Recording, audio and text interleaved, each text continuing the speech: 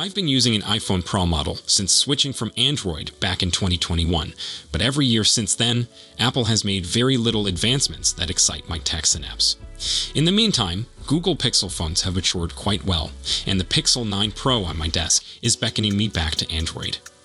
It hasn't exactly succeeded, mainly because I still have a number of Apple services that I'm signed up for and have to figure out how to cleanly transfer the WhatsApp messages I want to save. But if Apple keeps going the way it has with its next generation of iPhones, I can honestly see myself going back to Android.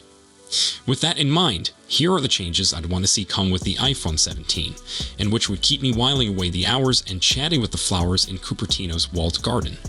While this isn't an issue that's limited to iPhones, I believe that the previous two generations of Apple devices have created images in which the shadows are elevated and the highlights dropped in situations that feature both bright and dark parts. This pulls up more details in a photograph, but it also has the effect of making a photo seem flat in terms of contrast and brightness. I've always commended Apple for keeping colors natural and being adept at reflecting what my eyes are perceiving, but it looks to have lost its touch a bit. So I'm extremely excited for Apple to go back a step with the iPhone 17 and let its picture processing allow for deep black shadows and dramatic flashes of light, all with colors that could appear a touch enhanced given the lighting circumstances. Otherwise, I can see myself being tempted towards the vibrant, although oversaturated, pictures of the Samsung Galaxy S25 Ultra. The A17 Pro and A18 Pro CPUs both offer substantial gaming capability for a smartphone, and they deliver, but only so far.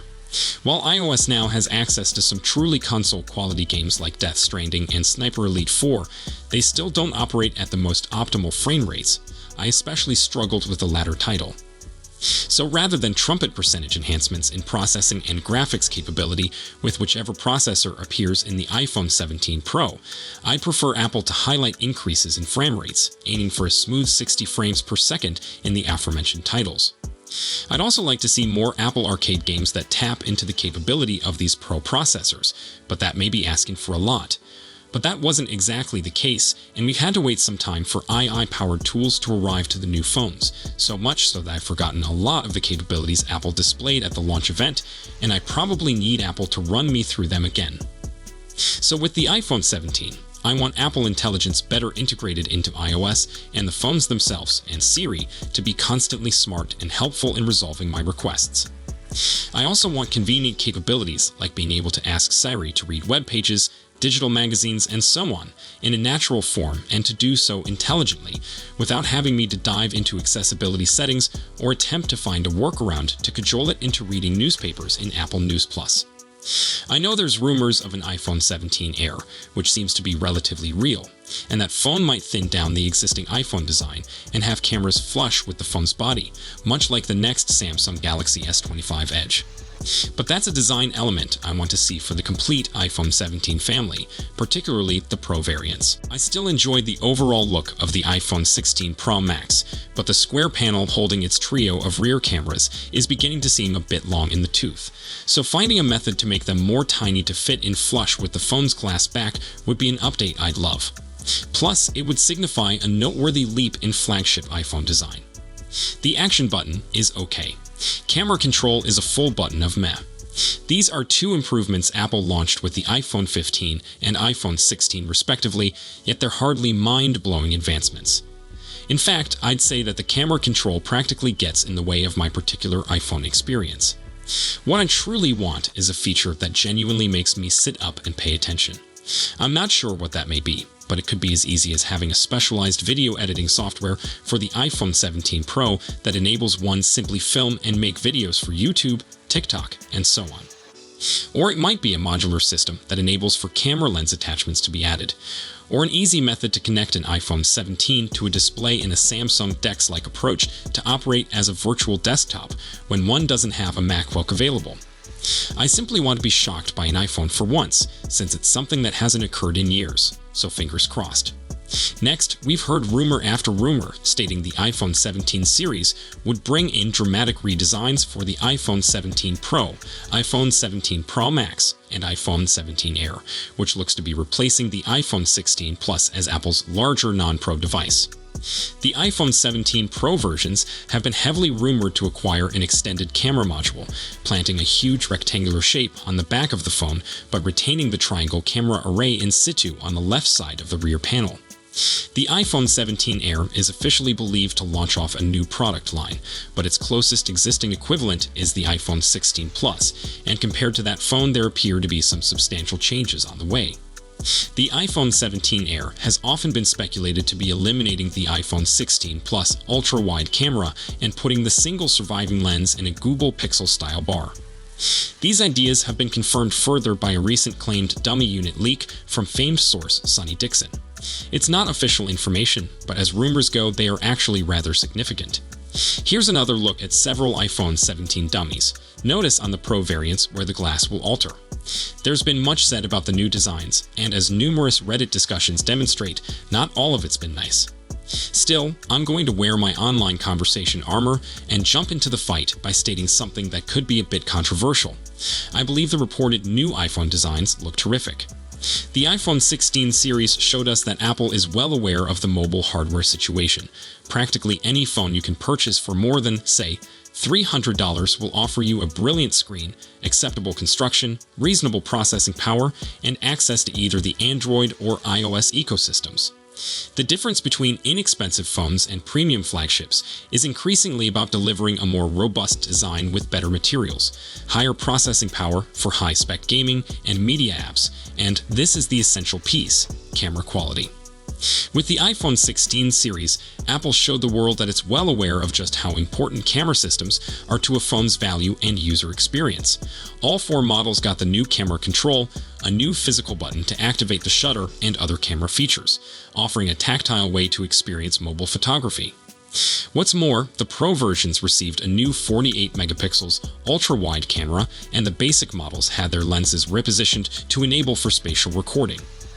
Add in the 48 megapixels primary camera added to the lowest models with the iPhone 15, and it becomes evident that Apple's devices have never been more photo-focused. With the iPhone 17, Pro predicted to include a 48 megapixels telephoto camera to complete the trio and put a fresh focus on high-end video recording. It appears reasonable to me that Apple would continue to add physical emphasis to its camera system. The huge blocky bar featured in iPhone 17 Pro mockups is enormous, apparent, and confident, declaring the presence of a serious photography phone as soon as it escapes your pocket. It's not like Apple would be alone in selling a phone with such a huge camera housing, either. The recently released Sony 15 Ultra features a ludicrously huge circular camera island, and the Samsung Galaxy S25 Ultra's rear panel is adorned with enough lenses to make a trypophobic nervous. If you ask me, the iPhone 17 Air narrower camera bar is much simpler to accept. Apple's reportedly impending tiny phone requires some type of elevated enclosure to fit a high-resolution camera on its back panel. That's a result of the laws of physics, not design convention. I believe a bar across the rear of the iPhone 17 Air would look considerably better than a mound or hump, which would appear weird against such a narrow design. Furthermore, a bar design means the camera module is less likely to catch on pockets and compartments that may fit the remainder of the phone but not the elevated camera. In that sense, the new design is actually rather thoughtful and may lessen the danger of the phone being damaged. Maybe I'm just getting swept up in the thrill of a design shift. As my tech radar colleague and UK Phones editor Axel Metz recently looked at, we've been in a period of samey phone design for a few years now. It might be that when the dust settles, the iPhone 17 Pro ends up seeming stubborn and unnecessarily ostentatious in its design. That so, there is a point to be made about how the redesigned iPhones sit in the history of Apple devices. As TechRadar's freelance writer and go-to Apple expert Alex Blake recently pointed out to me, the new designs are contrary to the goal of the late Steve Jobs and Apple's previous design head Jony Ive. As Jobs famously observed, design is how it works. The time of Jobs and Ive, who worked together at Apple from 1997 until Jobs dying in 2011, saw Apple release the first several generations of most of its current product line. We're talking about the heaviest of heavyweights, such as the iMac, MacBook, iPad, and iPhone. As we certainly all remember, the name of Apple's game back then was simplicity. We watched gadgets becoming smaller, lighter, more sophisticated with each iteration. After Jobs' demise, Ive continued on until 2019, supervising devices like the iPad Pro and iPhone X in the last years of his Apple tenure.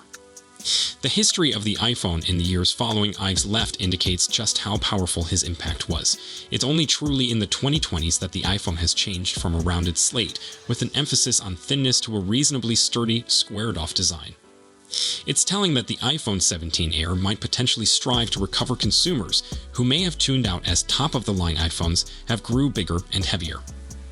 I do accept that Jobs and Ive would definitely disapprove of merely adding stuff for aesthetic purposes, but whether this is actually an issue boils down to what you believe gives Apple its energy to begin with. If Apple appeals to you with its gorgeous designs and goods that phase effortlessly into any place or scenario, then certainly, I see why these new camera bars may be a problem. However, if you're like me and respect Apple more for its dedication to a wonderful user experience and using its influence to drive industry in ways that actually help the ordinary consumer, then continuing to stress the camera system seems like a reasonable way to go. In any event, spec upgrades and a fresh design will likely be more than enough to secure the iPhone 17 series slots on our list of the greatest iPhones. And please let us know what you think about these probable new designs in the comments below. So, that's all we know for now. We'll be sure to keep you updated as soon as we have more information. Thanks for watching.